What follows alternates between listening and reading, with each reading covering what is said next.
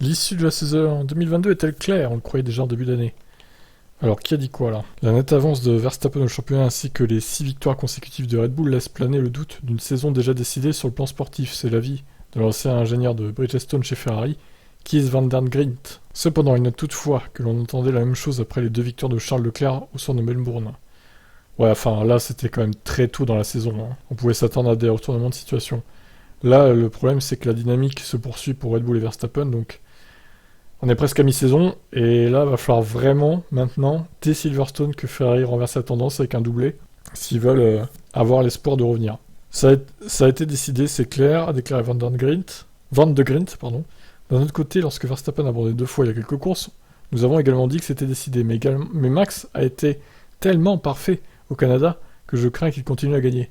Ce n'est pas trop grave, tant qu'il a de la concurrence. Van de Grint regrette de ne pas avoir vu Sainz plus agressif derrière Verstappen au Canada, ce qui aurait pu, selon lui, permettre à l'Espagnol de gagner sa première course en carrière et faire perdre des points au pilote Red Bull.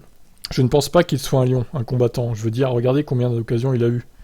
Il en a nécessité... justement, il a pas eu beaucoup d'occasions. Enfin, moi je veux bien. Après, il aurait pu se jeter une droite avant la dernière chicane, mais bon, ça aurait été kamikaze. Les deux seraient partis à l'abandon.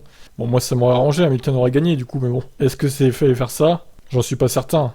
Le problème, c'est qu'il y avait un petit déficit en ligne droite, en vitesse de pointe quand même, pour tenter un dépassement. Je suis pas trop d'accord avec lui pour le coup. Je suis désolé de le dire, mais si Max avait été dans cette situation, je pense qu'il aurait saisi ses 10 chances.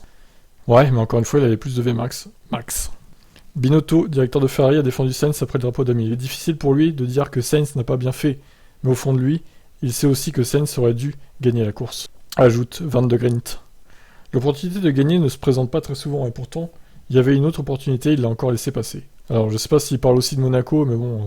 Encore une fois, pareil, il va dépasser à Monaco, quoi. Je suis pas fan de Sainz, mais bon, il faut quand même pas l'accabler pour rien non plus, quoi.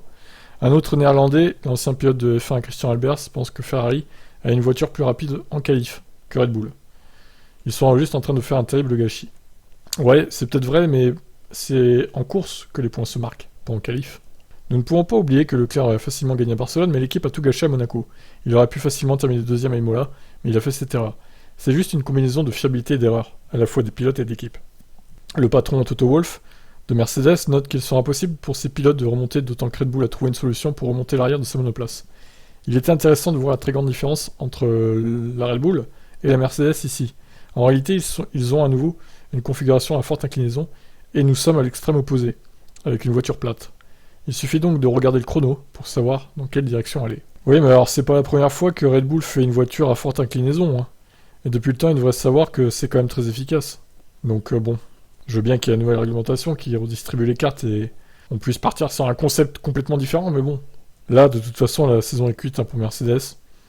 Ça sera des podiums au mieux, et franchement, une victoire, vraiment, s'il y a des 4 prétendants qui font de la merde, peut-être une victoire, oui, sûrement même, d'une des 2 Mercedes, mais bon, il faudrait vraiment qu'il se passe des trucs de fou, hein, sur la piste quand même. Après, tout est possible avec une course sous la pluie, un strike d'un pilote, on l'a vu à Hongrie l'année dernière, hein, Bottas qui a fait un strike là. On sait jamais, ça peut arriver.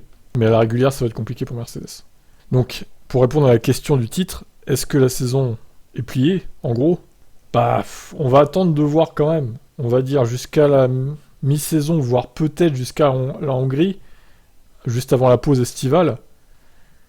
Par contre, si c'est toujours pareil après la Hongrie, c'est plié, c'est sûr. Là, il n'y a aucun moyen pour Ferrari qui rattrape. Et là, ils ont 4 courses en gros. Ils ont Silverstone, Autriche, France et Hongrie pour renverser la tendance et reprendre des points Red Bull. S'ils y arrivent à ces 4 courses, Ferrari, on a peut-être un espoir d'avoir une belle deuxième partie de saison. Voilà mon avis. Et le vôtre, alors c'est quoi? Ciao.